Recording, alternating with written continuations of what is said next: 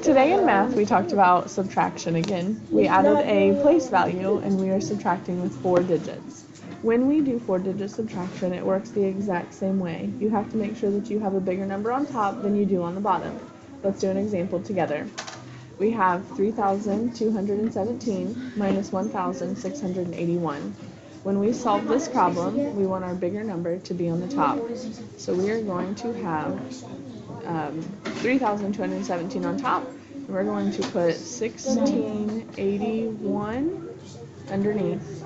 When we subtract this, we can take 7 minus 1, and that equals 6. But we cannot take 1 minus 8. So we have to borrow from our 2, make it a 1, and then give 10 to that 1. Now we can do 11 minus 8. 11 take away 8 is 3. Ain't nobody on here.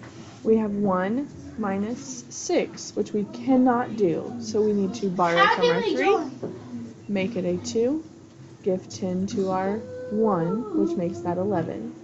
11 minus 6 is 5, and 2 minus 1 is 1. So our answer is 1,536. I can't do this. For today's assignment, you are going to log into Quizzes. So go to Quizzes, Quizzizz.com, and up in the left top right-hand corner, it will say Login. You will log in with your Google account.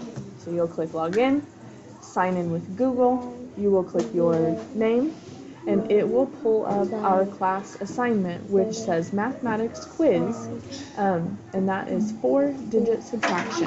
Submit that when you are finished.